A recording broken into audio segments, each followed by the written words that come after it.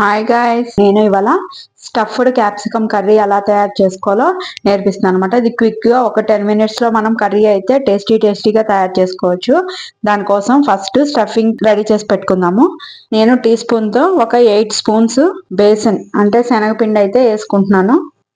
3 4 5 6 7 8 నేనైతే half KG capsicum కి ఇలా 8 స్పూన్స్ బేసన్ అయితే వేసుకున్నాను.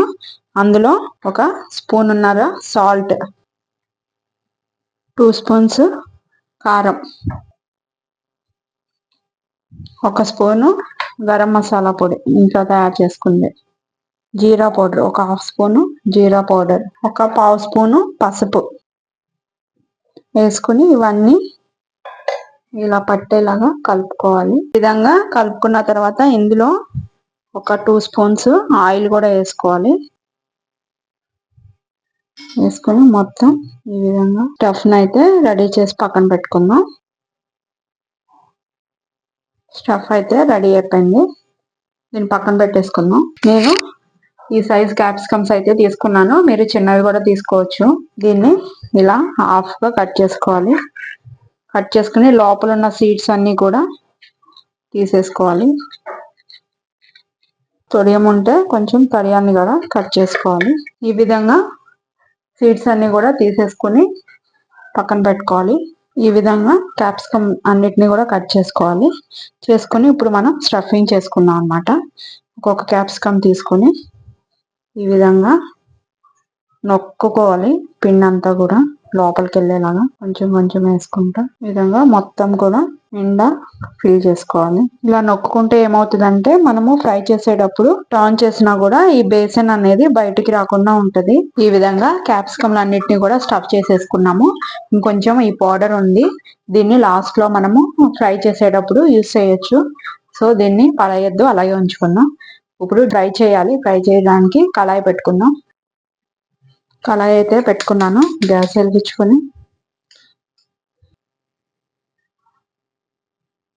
అవి క్యాప్సికమ్లు ఫ్రై చేయడానికి సరిపడా ఆయిల్ అంటే నేను ఒక 4 స్పూన్స్ అయితే పోస్తున్నాను. ఆయిల్ అయితే హీట్ ఎక్కిపోయింది. వీటిలన్నిటిని క్యాప్సికమ్లు అన్నిటిని కూడా ఇందులో పెట్టేసుకున్నాను. ఇలా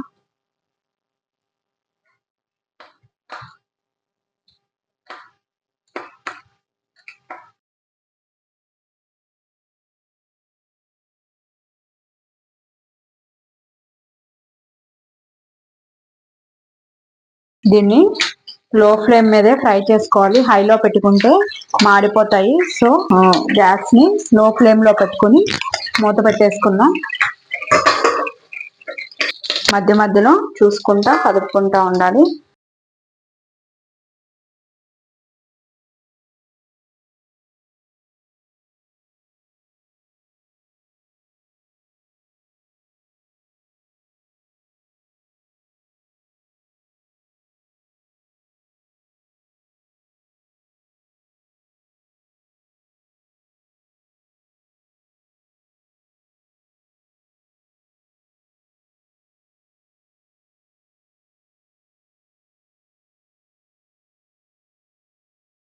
ఈ విధంగా మళ్ళీ మూత పెట్టుకొని ఒక 5 మినిట్స్ అయితే మగ్గనిద్దాం.